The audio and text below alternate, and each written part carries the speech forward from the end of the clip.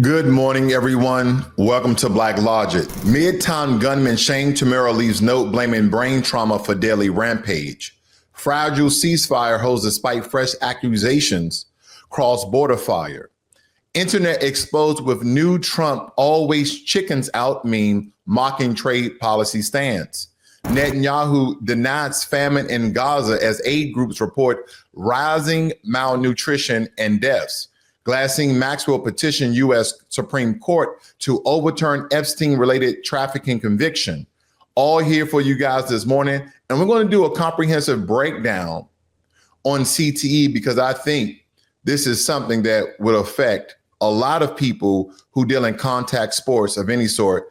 And this may mature as one is playing, in this case, football, the many years, Pop Warner, high school, college, and beyond.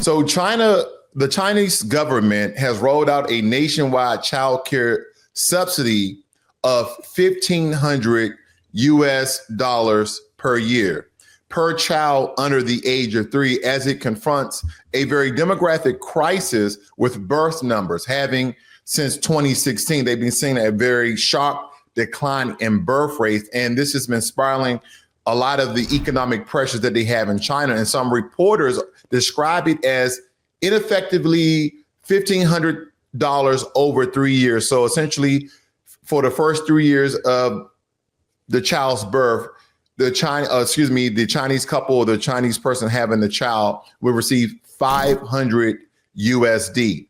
But critics are stating it's nowhere near enough to offset the true cost of child rearing. Now, when we look at this particular story here, folks, we can actually relate as American citizens because America has a very sharp declining birth rate as well. And the Chinese government are getting their citizens incentives to have children. Now, at one point in time, 10, 20 years ago, China actually put a ban on having no more than 2 children. Now, when I look at other countries that we deem overpopulated, like India, I haven't heard anything like that because I heard India is very overpopulated. That's why you would see Indian nationals in all other sorts of countries. You would see Indian nationals in Africa. You will see them in China. You will see them in Trinidad. You will see them in America. You will see them in the UAE. You will also see them in Europe. So again, I don't believe India has that problem, but America and China are facing the same problem. But China is trying to give financial incentives for people to have more children. Now, when it comes to $1,500 USD in China, that number is far more significant that it will be in the US. And here's a currency breakdown for you guys. So $1,500 of USD is 10,766 Chinese yuan. When we look at this, or yen. No, I'm sorry, that's Japanese. This is yuan, I believe. But nonetheless, as we look at a comparison between Beijing, China, I just picked 2 cities, and Austin, Texas. I just want to show you guys very quickly here how that number is significant for China and not for America. I think we already know that. Cost of living in Austin, Texas is almost 70% higher than it is in Beijing. The cost of including rent in Austin is 87% higher, and I'm rounding up, than in Beijing. Rent prices in Austin 123% higher than in Beijing.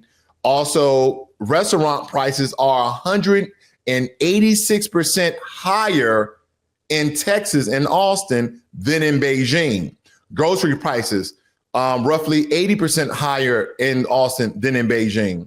And the only difference here is that you have more local purchasing power in Austin, 75% higher than in Beijing. And you kind of do a breakdown here to kind of give the cost related. This is a great site I've been using for years called Nubio. It kind of does the cost of living for each state. And this is for a lot of people who want to move state to state or internationally. This site right here is pretty good. It may be other good sites, but this one's pretty good. And it kind of gives you a breakdown that a 12-ounce small water bottle, and I'm right here, folks, A 12-ounce small bottle of water in Beijing is 31 cents compared to America's $2.13. And what you can do with this information that you get when you are correlating the comparison of living costs from country to country is how far your money would take you in that particular country. So in China, milk seems to be very expensive. You $6.40 USD versus $4 in Austin, Texas. Eggs in China, $1.73 compared to America, $4.42. And again, I've seen eggs all the way up to $10 per dozen. So again, this is a very vast difference. Of $1,500 will go further in China than it ever would in any state, city in America. I mean, unless you're out there in the boonies, you live in certain states, maybe Iowa, Wyoming, South Dakota, North Dakota. But again, that's still not going to take you far, $1,500 in America to have a child. We're talking about thousands. I mean, at one point in time, they stated that it will cost an American couple almost $500,000 to $1 million to raise a child. And that's just the basic necessity: clothes, food, water, shelter, school supplies, etc. So again, that number for us will have to be significantly higher. And again, I'm just throwing out a very arbitrary number here, $25,000. That will at least get the ball rolling. I know some of you like that won't even pay for the Pampers for 3 years. That won't pay for the milk for 3 years. That won't pay for the stroller and the car seat. I get it. I'm just saying as an initial incentive to have children. Because again, some people will take that $25,000 once that baby is confirmed and being born, and that money is deposited. Some people can multiply it in many different ways. That money could stretch, but I will at least have to say $25,000 to $30,000 for an American citizen to have a child. Now, what would that do to the national deficit? What would that do? Or what about reductions in taxes? What about an actual child tax credit? What about if they put a child deduction, meaning that you get large percentage of deduction from your taxes, as well as a tax credit for having children, meaning you will receive a much larger return on your tax return. So there's many ways that they can do it. But again, this is just an idea that I saw China is dealing with the same problem that could possibly work for America. And my number is $25,000. Your number may be $50,000. Again, it's very subjective how we can go about this, but nonetheless, we need to come up with viable solutions so we don't have to depend on everyone else to do the work that America's been doing for a very long time. So I definitely wanted to touch on that because I believe that is very important. Now, there has been an unfortunate, tragic event in Midtown Manhattan. 27-year-old Shane Devon Tamara killed 4 people, including an off-duty NYPD officer. Then he took his own life. In a multi-page suicide note, he blamed American football and the NFL for chronic traumatic encephalopathy, excuse me if I butchered that name, but also known as CTE. He demanded post-mortem brain study. So he already knew what he was going to do. He already knew that he was going to take his life in some capacity, and are now giving scientists, researchers, and doctors the approval of doing post-mortem brain studies. And he's referencing former player Terry Long. He openly accused the NFL of silencing critics despite never playing pro football. Investigators confirmed Tamara had played high school football. And here's the thing about CTE. This was really brought to light back in 2002 by Dr. Bennett Amalu. I believe he's an American resident at this point in time, but he is from the country of Africa, no less. But he is the first person who identified CTE in Mike Webster in 2002 and inspired the film Concussion that's played by the lead actor Will Smith. He also highlighted how repeated head trauma alters brain tissue, raising uncomfortable questions about the lead's accountability. Now, this is a very stark story that we really have to sink our teeth into. And again, I'm just going to allow some of this to play for context, ladies and gentlemen. So I want you guys to definitely listen in. A new clue overnight may help police establish a motive. We have live team coverage for you. Jaisha Patel and Kimberly Richardson are standing by with more on what we know about the gunman and the victims. But for now, let's begin with Phil Tate, live in Midtown with the latest on this investigation. Phil. Yeah, Pedro, Shirley, good morning. We've been outside of this Midtown office building for over the past hour. Just to paint the picture for you all, there are still barricades outside of this building. Investigators have been inside of the lobby taking several photos, and we've seen the crime scene unit parked outside. They have been going in and out. Now, and I know this story is going to be ripped to shreds only because this young man did not play in the NFL, but he's basically stating that he has some form of CTE that derived from high school football. Now, when you think about gentlemen, people who played football for a very long time, I played up until college. So I played Pop Warner. I played in private leagues. I played in middle school, I played in high school, and I also played in college. Now, I was just blessed enough not to have any lifelong injuries from football like CTE, where on the outside, someone seems very normal, but there's a lot of things going on mentally. And again, we're going to break this down even more so. Now, here's the doctor that I was referencing earlier for you guys, Dr. Bennett Amalu. And I just want to play just a little bit of this for you guys, okay, of what he had to say. But the American Medical Association has risen to the occasion to rejuvenate my faith in all of us, my faith in America. I came to America in 1994 in search of myself, to be myself. I recognize that we all are members of one another. And through my science, I discovered. All right. Just want to give you guys a quick teaser. And here's the movie that I'm referencing. If you want to know more about CTE and how this came about, Dr. Bennett Amalu's story and how this was discovered, and all of the red tape and all of the bureaucratic fallback from this, because the NFL did not want this to come out. They even had doctors that'll go against Dr. Bennett Amalu. They had everybody trying to go against what this doctor was stating, even though he had scientific evidence of the dramatic hitting. And that's why you see a lot of advancements in football. Have you guys ever noticed, especially in practice, NFL players are wearing this kind of protective cushions on top of their helmets? That is to decrease the amount of contact and impact that it has on the brain. No one wants shaking of the brain. Again, that derives on a lot of other issues. But I do see some players, even during NFL games, to wear this. Now, this may come as a shock, ladies and gentlemen, but a lot of reasons why people do not wear that during gameplay, I think it's because of aesthetics. I think it's because of the way that it looks. Now, they have increased the amount of protection inside of the helmet with air cushioning and foam, again, to absorb all the impact. And that's why a lot of the NFL rules have changed, okay? This is why a lot of the rules of the NFL has essentially changed because of CTE. I remember playing football all throughout my career up until college, that we could spear people. You guys ever recall a football player? He played for the Arizona Cardinals by the name of Chuck Cecil.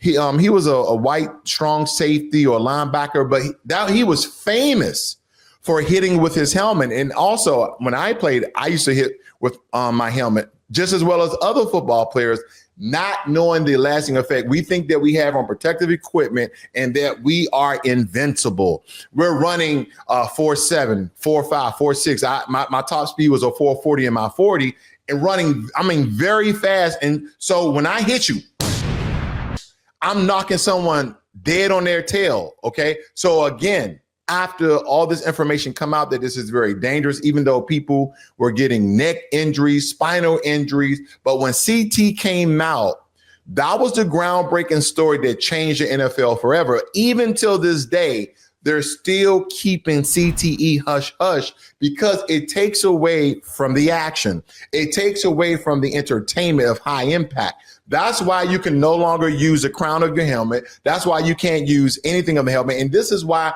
you cannot, when you're trying to sack or tackle someone, use any part of your helmet or any part of their helmet, or is a 15-yard penalty, which again is a corrective action to correct the behavior of people who are doing such things. Because I remember if you go and try to tackle a quarterback and the crown of your helmet or any part of your helmet hits in their helmet or under their chin, is a 15-yard penalty. They want you to only use your shoulder pads. Shoulder pads to waist, shoulder pad to shoulder pad to the top. But when you get to the head, it's totally forbidden. So again, this is some of the actions that the NFL take. And again, he's bringing more light to the attention because it has been hush hush for a very long time. When this story blew up, especially by the way of that movie in 2015, I would say up until 2020, that's when it started to die down again. And then also, of course, all the other things that happened in between has definitely digressed this story.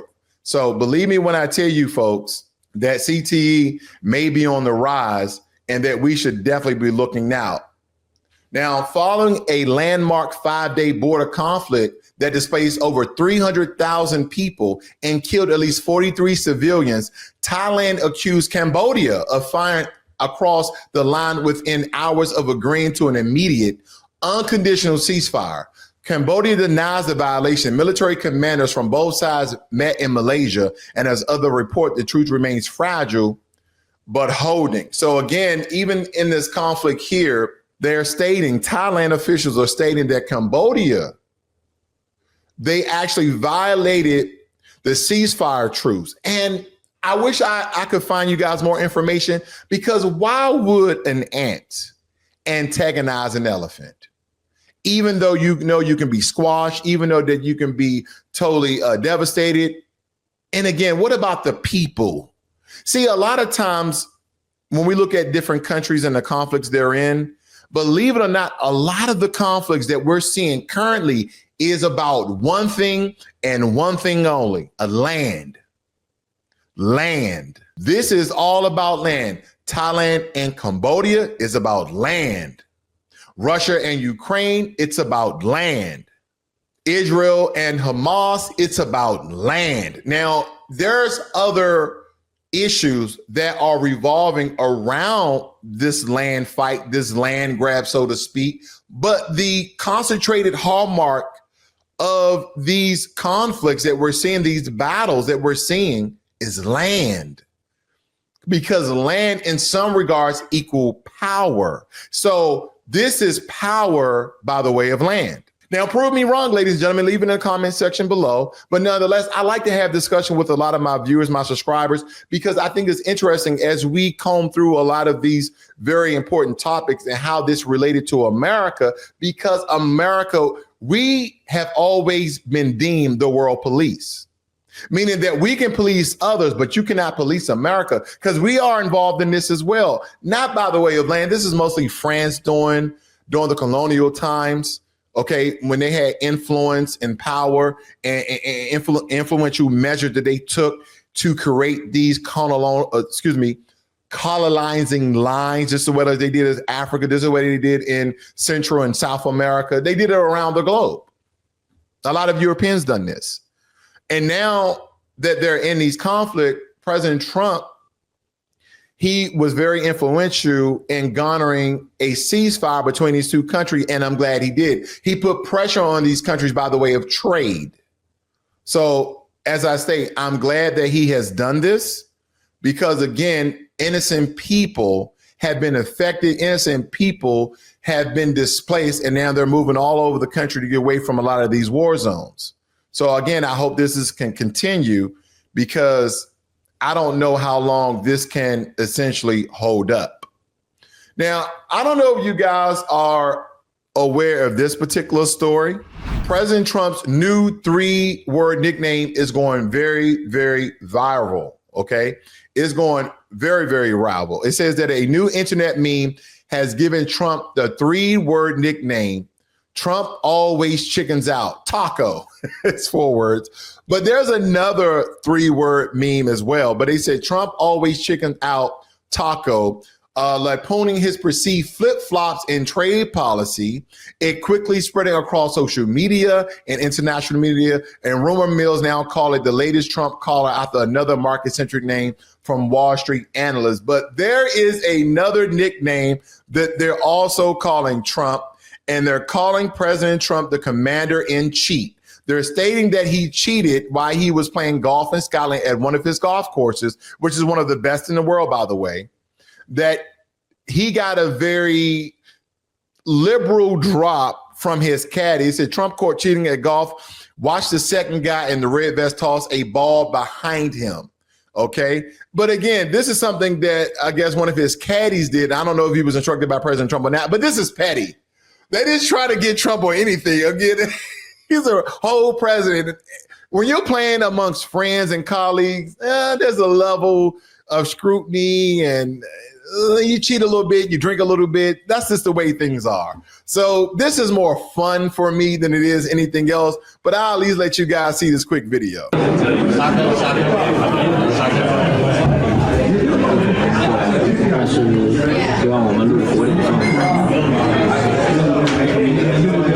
And that's pretty much it. But they calling President Trump the commander-in-chief. And so he has quite a few nicknames, commander-in-chief, and also Taco. Okay. So if you guys are hearing these names, I mean, again, he's a very prominent, influential figure. He was that way even before his 2 presidencies. So again, that's more fun, commander-in-chief. I mean, we can make that applicable to a lot of things, not just golf, but Taco is crazy because calling him Taco is kind of a way that you play with words, especially when you're talking about mass deportation. So President Taco is now deporting a lot of people who made fun of that. But again, it's kind of just going viral. Commander-in-chief. Also Taco, yeah, we can have quite a bit of fun with that. Now, unfortunately, this next story is heart-wrenching because we are yet again talking about Israeli Prime Minister Benjamin Netanyahu stating that there is no starvation in Gaza and no policy to starve civilians, despite admitting humanitarian aid continues. And again, Gaza health officials, by the way of the WHO updates, and firsthand witnesses report skyrocketing levels of malnutrition, especially among children under 5, with deaths confirmed from hunger and hospital wards overwhelmed. And President Trump publicly rejected Benjamin Netanyahu's claim, pointing to images of emasculating Gazans. And these are some of the figures that we're seeing, ladies and gentlemen. These are not just AI created depiction. These are real pictures of children in Gaza. And it's stated here from the Associated Press, Israel said over the weekend that the military will pause operation in Gaza City for about 10 hours a day and designate secure routes for aid delivery as hunger crisis grows in Gaza. Of course, they didn't want to show the child's face here. Thank God for that. But nonetheless, this is kind of give you a more graphic depiction, not of this young man, but of what could possibly that these children are looking at. You can see every bone in their body. And I know that nobody wishes this on anyone in the world, especially children. We have all been kids. We have all been children. And thank God, and I hope that you guys never been through this, but I haven't been through anything when it comes to starvation, okay? Very explicit, but I've been hungry. I've said my story a couple of times that my mom and I, we were homeless. We lived in an alley in a cardboard box for a week, and I was hungry those days. I remember walking roughly 5 miles to my uncle's house, who also lived in DC at the time, to roughly get 2 or 3 eggs so I could eat an egg sandwich. So that is me being hungry, because after I hear stories of starvation, if you go through history of people who starve, I was just hungry because I had, plenty, fat tissue, muscle tissue to eat through. But when you look at these kids these days, they don't have anything to spare. As you can tell, zero fat, and the starvation, his body is now eating his muscle tissue just to stay alive. Your body has a survival mechanism that it first starts to eat your fat as you are hungry, and then that transform into something more severe like starvation. Your body eats your fat first, and then it starts to eat away your muscle tissue. And that's what I see in this picture here. And I'm glad that President Trump is actually stepping in, but we have to do more. The Trump administration has to do more. We have to start limiting and cutting off the aid to Israel when it comes to military equipment, military resources, and funding. We have to stop. We have to start putting all these countries that we are supporting. We need not only a larger voice, but we also need to be at the table of decision making because we are supporting you. These are not this donation. This is constant and consistent support to the Israeli nation. And in that, people are starving, innocent people are starving and dying, then something needs to change. And the only people that can change this and put pressure on the Trump administration is the American people. By the way of your congressman, by the way of your representative, by the way of your senator, just send them a letter. This is very important. This takes nothing away from what Hamas did to the Israelites during that October 7th tragedy. It has nothing to do with that. Now we're talking about innocent Palestinians who are going through, in this day and age, in 2025, into the 21st century, of starvation. I know nobody would want this for anybody, especially the most vulnerable of us all, children. I know you guys wouldn't want that. I know you guys wouldn't want that. Now, convicted sex trafficker Ghislaine Maxwell, serving a 20-year sentence in New York, has formally filed a petition to the U.S. Supreme Court seeking to overturn her conviction.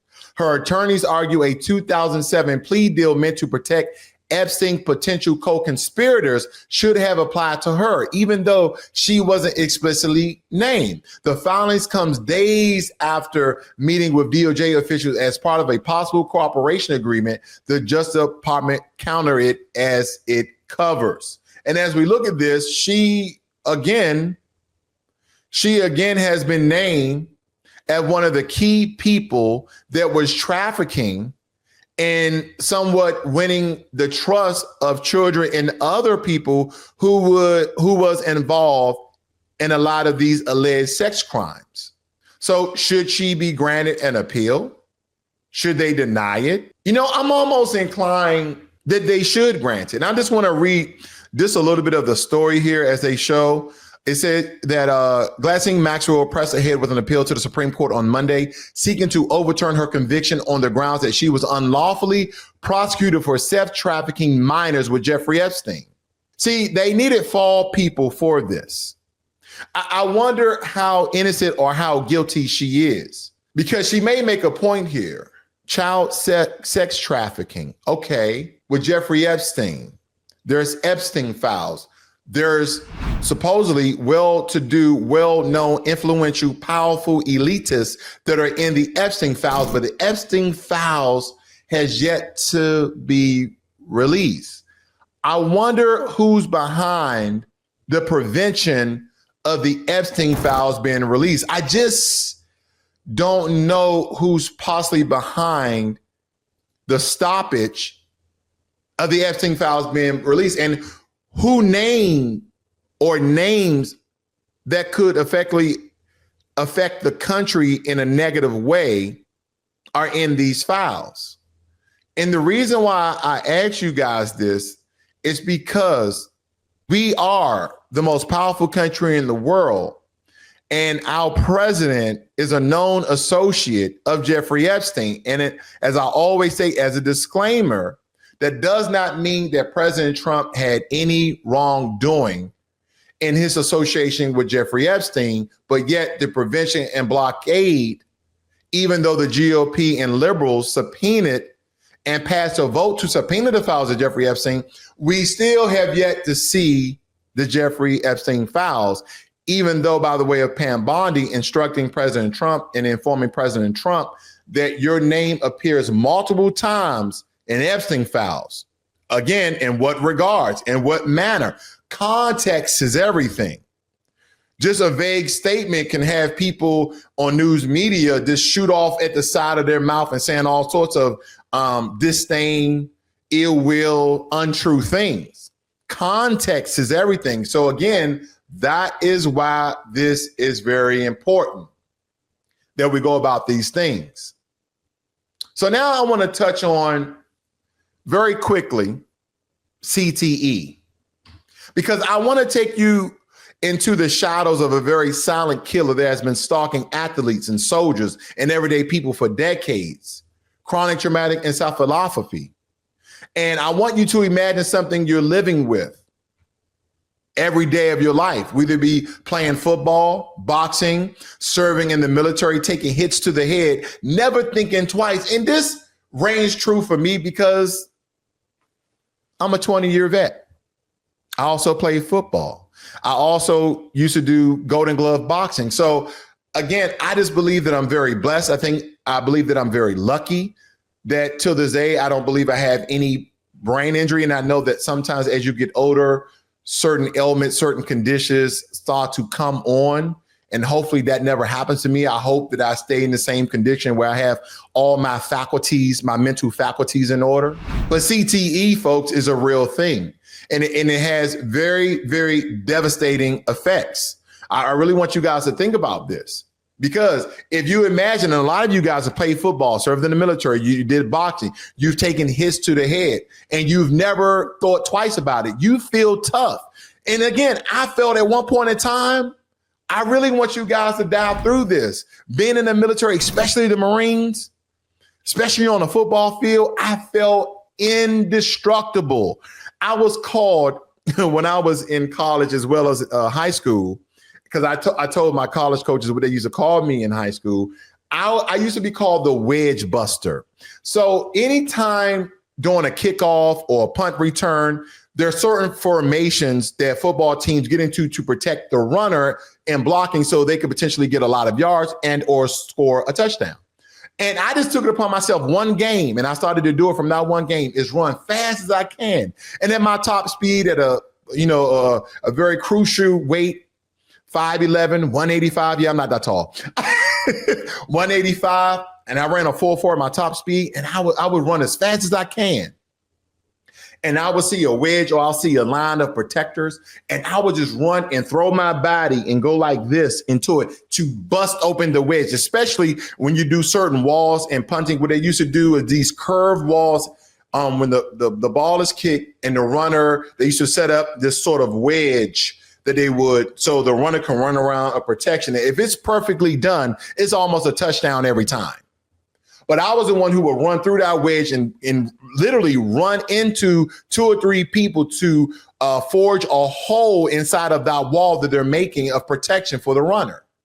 That was me. And I used to just throw my body, my shoulders, my head into that.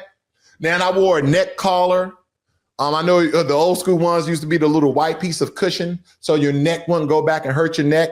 I had the horseshoe collar. It's like a little black thing that comes, you wear it under your shoulder pads. But again, that was me. So I can relate to this very closely, believe it or not, ladies and gentlemen. But again, you feel indestructible. But deep down inside your skull, something is happening that you can't see, that you can't feel until it's too late. Because CTE is not just a concussion, it's a degenerative brain disease that eats away at who you are. It starts with repeated head trauma. Each impact shakes your brain like a snow globe. Over time, proteins called tau build up, literally, they're called TAU, and they build up, literally strangling your brain cells.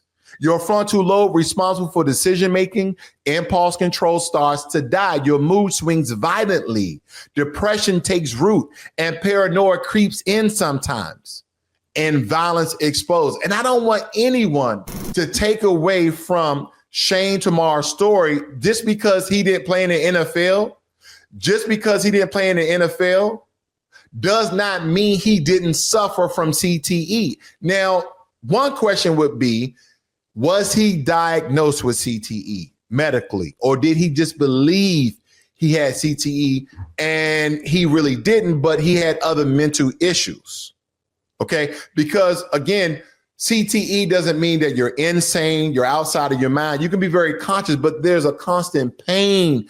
And what I read that describes what people go through, and it becomes very unbearable. So when we look at these things, we actually don't know what this young man has been through. And I'm not giving any excuse from his action of taking innocent life. But statistically speaking, and again, I hate to be racial, but on this particular point, statistically speaking, Black men don't conduct mass shootings, especially in the realm and region of innocent environments and innocent people. If there's any mass shooting that usually happen with Black men, Black people all together, is usually in the neighborhoods in which they live. And more times than not, that's usually related to some sort of gang violence or wrongdoings between certain groups, but never just going into a random office building and just shooting up the place. That's just not part of our MO. That's not part of something that we do. It's not really in us like that. So I'm more inclined to believe that there's something that was really wrong with him. And until I get the medical reports with a note saying that he was diagnosed with CTE, like he stated, he gave them permission to go in and check this, check my brain activity, check to see if I had anything going on, because he believes he had CTE. So again, we really wouldn't know until we come out with some sort of medical evidence to state otherwise. Now, the Midtown shooting story of Shane Tamar, he claimed again that he had CTE. He also left a note citing that NFL, this isn't the first time we've seen tragedy linked to the disease. And NFL legends like Junior Seau and Aaron Hernandez also suffered their lives spiraling out of control before ending in death. So again, we've had all these examples of different people who suffer from CTE. Now, and granted, when it comes to CTE, this is mostly going to affect people who play in sports, boxing, football, all of these contact sports. And hopefully the NFL, the boxing leagues, MMA, all these contact sports that people getting hit in the head, that they take precautions in some regards. But here's the part that makes my blood boil you.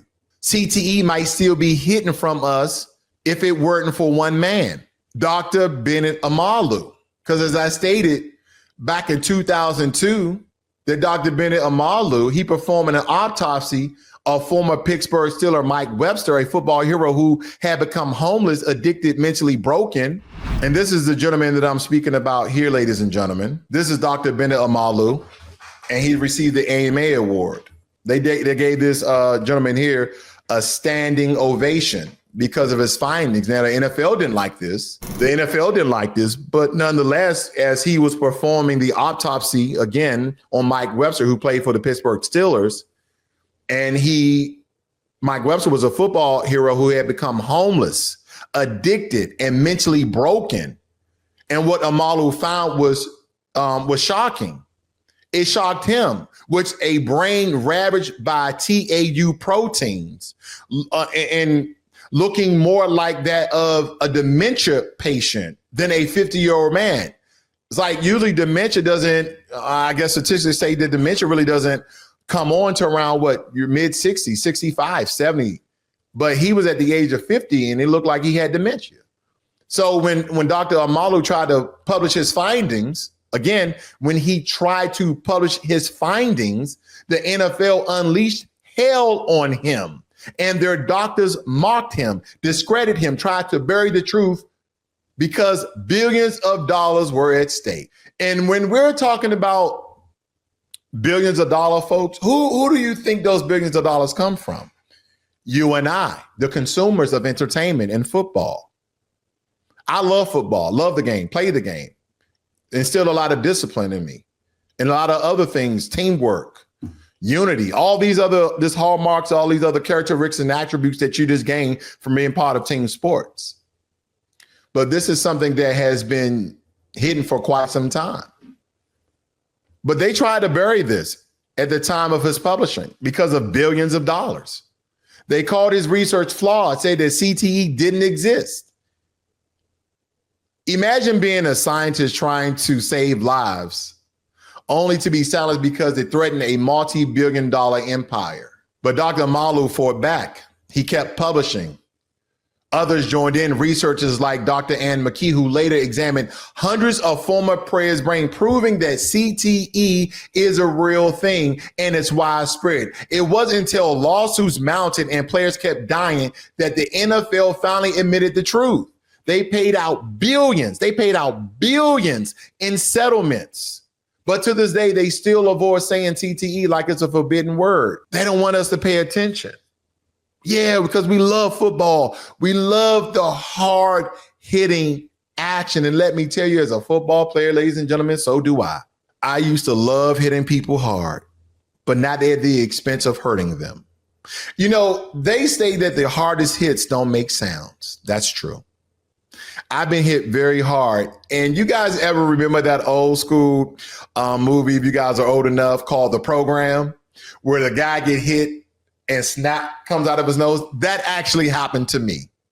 And no one really, it took my air away because I think it hit me kind of like in my diaphragm, my stomach area, but snot came out my nose and I thought I was almost dying because the wind was knocked out of me, so to speak. And just like any other football player, are you hurt or you injured? If you're injured, you can't play. If you hurt, you carry on because everybody is hurt playing. Believe it or not, professional sports, collegiate sports, high school sports, you play hurt damn near all the time. Ice baths and being wrapped and massages, none of that really helps. You really heal during the off season. They tell you take about a month off where you're probably just working out or something, but you're not doing any hitting hard activity. You're not really doing anything strenuous because the body needs to recover and rebuild. But let me tell you, ladies and gentlemen, that CTE is a real thing. And I just thank God that I haven't come under any of this. Because the impact of his work is staggering. Because people with CTE, they lose themselves. Because I've seen stories of men who loved their families one day and couldn't even remember the kids the next. I just want you guys to put that into perspective because it has devastating effects on the brain. It really does. Your impulse control vanishes, leading to reckless decision, self-destruction, even violence. Suicide rates among players skyrocketed. Depression, anxiety, paranoia, they're all symptoms of a brain literally breaking down from the inside out. But here's the scariest part. There is no cure. Once the damage is done, it's permanent. And you can't diagnose CTE in the living. Not yet, at least. It's only found after death, meaning there are countless people walking around right now, suffering in silence and their minds slowly unraveling. Wow. Is that the reason why this young man, Shane, is this the reason why he has given scientists, researchers, and doctors permission to examine his brain after his death? Is this the reason why? Because the only way that you can detect CTE is after someone has already passed away. It becomes real for me because, again, as I stated before, that this mostly affects football players, boxers, and military personnel. Again, other contact sports, it happens, but not as severe as the top three I just named, according to statistics. So when I tell you guys this is no joke. And this is all at the expense of entertainment. This isn't just a football issue. It's boxing, it's hockey, wrestling, soccer, military veterans. From blast injuries, I was actually near a blast that rattled me. So I understand. I want a couple of blasts. But anyone who experiences repeated brain trauma is at risk. I'm telling you this because we can't ignore it. That's why this story is very important. We can't ignore it. We can't ignore it anymore. Lives are at stake, families are being destroyed, and we can't let billion-dollar corporations silence science and the truth. We can't allow it to happen. We owe it to every player, every veteran, every kid strapping on a helmet to face this head on. And as I stated before, Dr. Amalu, don't let denial kill you. It's time we wake up and confront this killer hiding in plain sight. I wish all contact sports, those people who play, and all military veterans the best, and that we really unify around this to a degree where we are increasing the safety measures around contact sports as well as military equipment when it comes to the Kevlar, comes to your military protective equipment, because it can get better. We have the technology. Throw it into an AI large language model, but there are solutions out there. The only question is, are they willing to pay for it? And at the cost of human lives and your loved ones and my loved ones, they absolutely should.